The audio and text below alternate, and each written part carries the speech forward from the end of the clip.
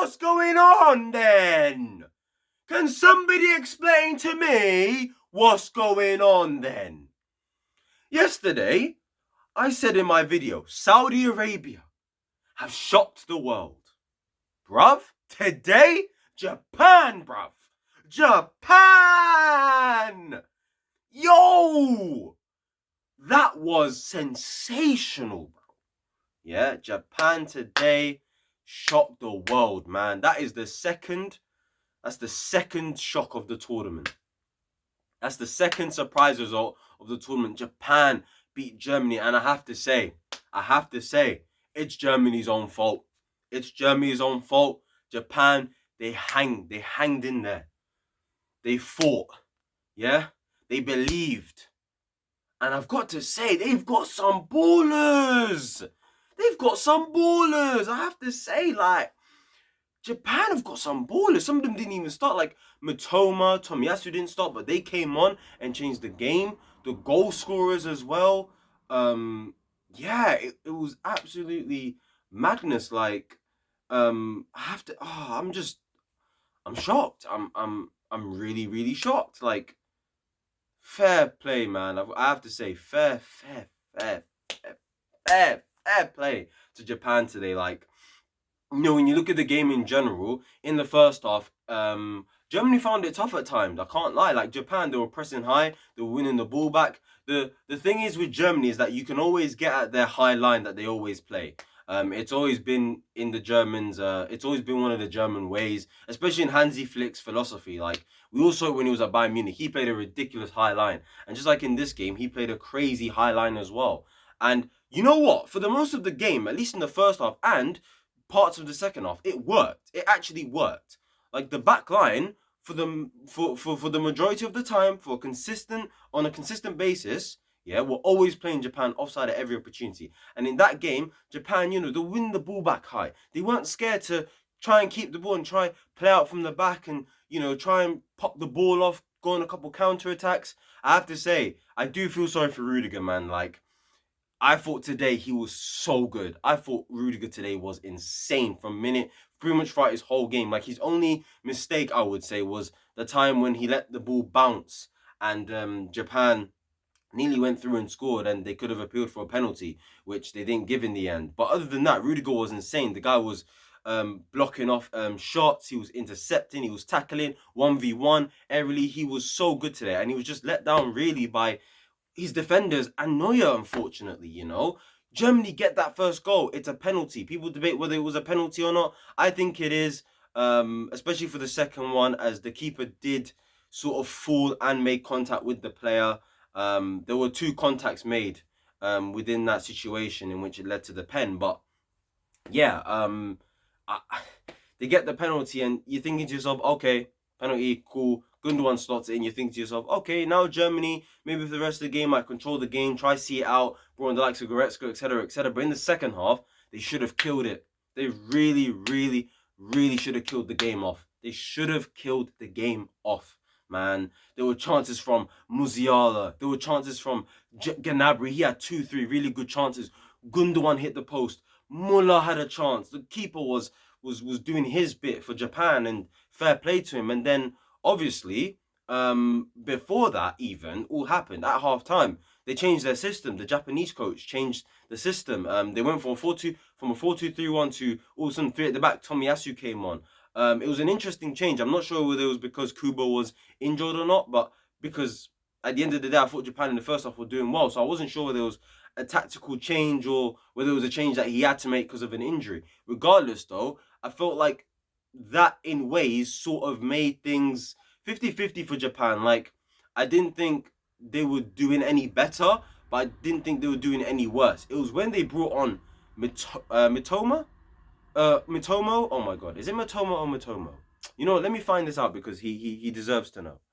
By the way, I was meant to say you guys deserve to know. Not he deserves to know. Of course, that doesn't make any sense. But anyway, Mitoma, the subs really changed Japan's whole game when Matoma came on, when Dohan came on, and when Asano came on, and when another player came on. Obviously Tomiyasu came on as well, and Minamino came on as well. When those 5 substitutes, they all actually changed the game. They all contributed, and they actually changed the way Japan played, especially when it was Matoma and Co that came on. Because when you look at Japan's first goal, I think it was Matoma that was on the ball. He was driving. He passed it to Minamino, who ran in behind Germany's defense, and then it could have been vice versa, to be honest. And then one of them obviously puts the cross in. Neuer pams it out, and Dohan scores a tap in pretty much. And you're thinking to yourself, okay, it's deserved because they've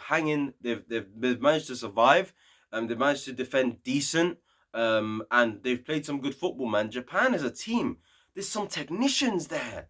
There's technicians all over the park. I have to say, technically, this is a decent team. And I know it was a team everyone was talking about, as in a team that was probably a dark horse to make it through this group. People were thinking it could have been Spain that don't get out of this group, and obviously Germany do alongside Japan. But now that Germany have lost, they're in trouble, man. They have to hope Spain draw their game against Costa Rica, and you never know with Spain. They do like goals. They do like goals up front. Excuse me. So yeah. In terms of that, fair play to Japan for the first goal. Yeah. Mainly, if you want to blame that, I'd say the Sula, because he was down the right hand side. Lack of awareness. To see the man running in behind him, and then obviously Neuer just pamming it out to Dohan for him to pretty much tap the ball in. It was a good finish, got enough power on it. Fair play to him. And then the second goal, man. I'll talk about it from Japan's point of view. Let's talk about it from Germany's point of view. There's a couple problems here. The first problem, right? All game, like I was saying, guys. Yeah, it was mainly Rudiger playing, and the defense in general, playing Japan offside so many times. It was like the Argentina-Saudi Arabia game. Saudi Arabia were playing Argentina offside so many times, yeah? And the same was happening in this game. Germany were playing Japan offside for fun, right? Offside traps for fun. And then, for some reason, right, Japan obviously get a free kick. Boots it. He boots it up the pitch. The man makes a run in behind. Sule, for some reason, steps out of the line, yeah, and goes backwards and plays the man onside. What are you doing? Keep your line, brother. He would have been offside. Keep your line. What are you doing? That's poor from him. That's really poor from him, and he should be disappointed in himself. I can't lie. And then obviously I have to give credit here to Asano. This goal here, fam. Obviously Neuer probably should have made himself bigger, and Schlotterbeck was weak, lack of strength for the goal as well. But from Japan's perspective, yeah, I don't know which brother it was that booted it up the pitch and gave the ball in behind you. But let me tell you this, guys. Give me a second, actually. Sorry about that. Anyway, like I was trying to say with the goal, right? So obviously I don't know which brother it was that put the ball in behind, but I have to say that touch from Asano was a joke. Yeah, considering the guy's running in behind at a pretty decent speed, and that ball's high up, and the fact that from behind you have to take a touch, a pretty good one as well, to set yourself up for that goal, mate. There was not a better touch that he could have produced in that moment of time. What a touch! Outstrength gets rid of Schlotterbeck and make sure and what's wrong with me, eh? What is wrong with me? Can't get my words out. He pretty much made sure that Schlotterbeck would not get to the ball, and he would outstrength him, and etc. etc. And then it was a really, really good finish into the roof of the net. Fair fucking play to Japan and Asano. Obviously, Germany put in some pressure around at the end, but it's not enough. The keeper, at times was dodgy, but you know what? Did his job in the end. The defenders did their job in the end. And you saw the scenes at the end of that game, man. When the full-time whistle went, Japan players on the bench were just running like as if they had just won the World Cup. But you know what? It's a massive win, and let them do that, man. I know there's going to be celebration police everywhere saying, they shouldn't be celebrating like that. Look at them. They won the World Cup. Why are they celebrating? Let them celebrate, man. It's a huge win. They've never beaten Germany before. It's the first time in their history they've beaten Germany. history. They've never beat them in friendlies, World Cup, nothing like that. First time in history, ladies and gentlemen, that Japan have beaten Germany ever. First time in history. First time ever. You understand? So, round of applause, man. Let's give it up to Japan, people. Woo! Absolutely brilliant. The only German player I feel sorry for is Rudiger, because for me, he was absolutely insane today. Like I said, he 1v1, aerially, interceptions, tackles. Like, he was insane today. And he got let down by the likes of Süle, Schlotterbeck, and Neuer, unfortunately. Because that performance was so good from Rudiger. So good, man. Havertz today for Germany, just disappointing as a Chelsea fan, just to say quickly.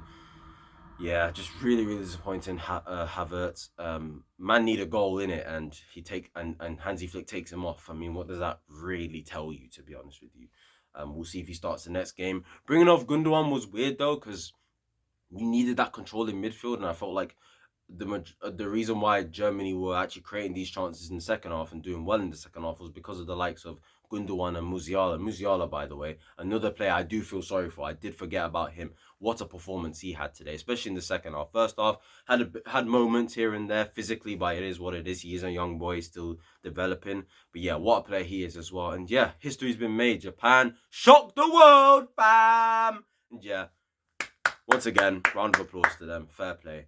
Next up, Spain, Costa Rica. So, like, comment, subscribe. Turn those post notifications for more World Cup content, because we're here, baby. We are here, fam. Let's go. I'll catch you lot later. Peace.